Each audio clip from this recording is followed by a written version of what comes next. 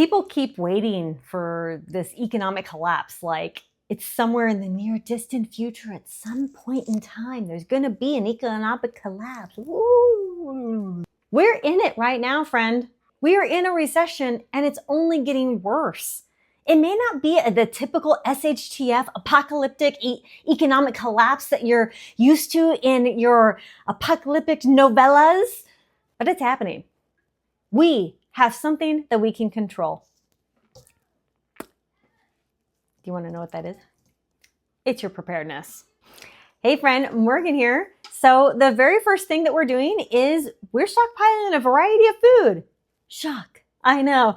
But the easiest way to do that is really canned foods and dry goods and pantry staples that you eat all the time, okay? It's easy to get and easy to rotate. Like, we do not eat this on a regular basis because it's not the healthiest, right? But occasionally we will eat it, okay? And so I will get it for the occasional time. Same with ramen. We don't eat it on a regular basis, but we will eat it. Like, we like it. It's just not like the healthiest thing to be eating all the time. So we'll get some of this stuff for, like, morale and just for fun every once in a while, the same with like ramen and Spam, because I actually really love Spam. I love Spam, and I know Angry Prepper is probably going to be making an appearance on here. So whenever someone says Spam, there's Angry Prepper. We enjoy these things. We don't get them very often, but we have them and we store them for every so often. And once or twice a year, we will break this open. Why? Because this is good once or twice a year, okay? And if we needed it for an emergency or disaster, this stuff is like perfect because you just heat it up, right? All right, I'm going on a tangent. My point is, this isn't really about like having survival food. Now, don't get me wrong. We have freeze-dried food. We have MREs. We have canned goods. We have dehydrated food. We have a variety of food. But it's also about just your real life and just more of that real life. If all you eat is fresh corn, then go ahead and get the canned corn version. If all you eat is fresh fruit, then go ahead and get some canned fruit. And if you don't want to buy canned goods, learn to can it yourself. In general, we're trying to reduce dependency on things. We are still like connected to the grid, and what's really frustrating is that the bill starts at $100 and then our usage after that, like our bill might come to like $250, but we only use like $150 of that. The rest was all taxes. It's robbery. And that's why I push so hard towards solar and tell people to get the battery backups, and to like live with less and stuff like that, because they're robbing us, okay? We're working for them instead of working for ourselves. But I digress. We're not really asking, how do I get off the system necessarily, but we're asking if that system breaks, right?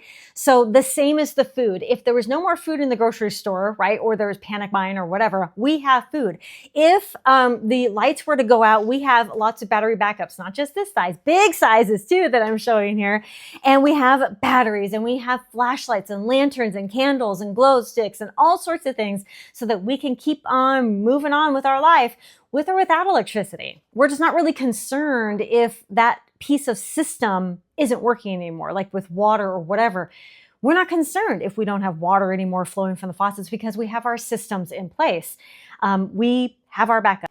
We are being way more deliberate about how we spend our money, and we're being intentional. I think I've spoken about this in a past video, but instead of buying just a bunch of gear and stuff that we just don't need anymore. And I'm not promoting gear that I think people do not need, okay? If you ever see me promoting something, it's because I really feel strongly about it. Like, I've talked about that hydroponic system a lot because I feel strongly about it. I feel strongly about battery backups. I feel strongly about certain things. And I will tell you to your face if I don't like it, and I won't promote it. So, but we're trying to buy more in bulk, have less waste. That the freeze dryer has been really handy with that. Like, I'll put leftovers in the freezer, and then when I have like 4 trays worth, I'll throw it in there. There we go. We got freeze dried leftovers, right? And then we're prioritizing our essentials. So, I'm not buying like frivolous stuff so much. Like, we're turning our everyday spending into that long-term scarcity of not scarcity, security, so that we don't have scarcity is what I was trying to say. The other day, I kind of went ham on, I'm showing you a video here, and ham on pasta because I was like, you know what? I know how to make pasta, and I have lots of wheat berries and flour and stuff like that, and even like freeze-dried eggs so that I can make pasta. But the thing is, like, I like ready-made pasta. Like, I like some things to be easy. You know, I can do both, but I'm going to store pasta too. We're building community. And this is the shift between I'm just prepping my household and I'm prepping an entire system and community. And you don't ever have to tell anybody that you're a prepper. This is just getting to know your neighbors. The other day, a package was dropped off at my neighbor's house. What did they do? They came over and they dropped it off and they gave it to me. In fact, I actually missed their ring and I went over there and I was like, I'm so sorry I missed your ring. I was, changing the baby, whatever. And they even offered to bring it over for me because I had the baby in my arms. Like, it was just being neighborly. The other day, our other neighbor reminded us, she was driving by, I was outside with the kids and she was driving by, she's like, it's garbage day. And I was like, oh my gosh, you're right. Like, it's just these little things that make us a community, that make us human. Like, and are we BFFs and having like community barbecues all the time? No. I kind of wish we did though. Am I telling them, hey, I'm a prepper. You want to like get together with my crew? No, I'm not. Like, I'm just trying to be a human being to them. And that's where preppers get disconnected with their community. It's like, oh no, I can't tell anybody I'm a prepper. Well, then don't. Just say hello to your neighbors and to people on the street and to the person bagging your groceries. Just be a decent human being. Show love and compassion and kindness and understanding. And that's all we need to do. And that's how we build our community. And finally, we're building skills.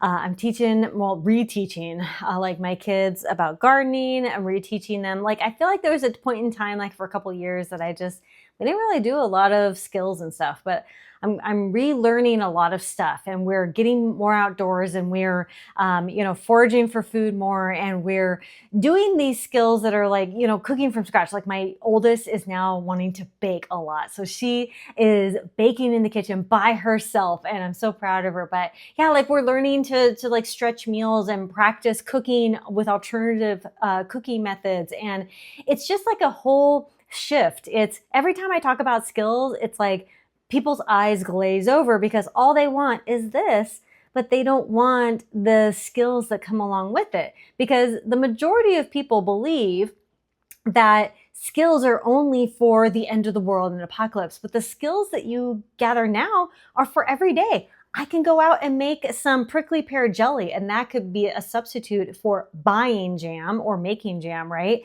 Or getting strawberries, which I'm not growing. I'd still have to buy strawberries, right? Instead of, spending a bunch of money on boxed foods, I can cook from scratch and just get the ingredients for things, which is actually cheaper. I'm growing a garden, which is teaching my kids a valuable skill, as well as, providing a little bit of extra sustenance to us whenever it decides to start producing, because I just planted a couple months ago, right? Gardens take time, but that's why you learn to do it now and you get good at it. And that's the same with like any skill, even mastering fire starting, these kinds of things. It's mastering these techniques and these skills so that when the time comes when you can use it or want to use it, you can use it. Listen, friend, if you feel behind, you're not, okay? I know that inflation is high and lots of things are getting more expensive and it's harder to live, but you are not behind. Start with water, get some food. You can do those things at the same time, food and water, then build from there. You can start doing this week on your next grocery store visit. Get some canned foods, get a couple gallons of water. That's it.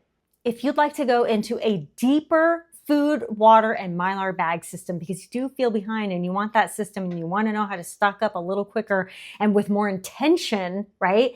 Because you don't want to just stock up on random stuff, then go to my website at preparedness.com and get my download today so that you can start this system and start getting prepared with a clear path forward. Instead of just buying random stuff and not knowing what to do, then you're going to have a system going forward. So get your system in place now by going to preparedness.com and downloading my bundle. And I want to hear from you. What are you doing to combat this recession that we are in right now?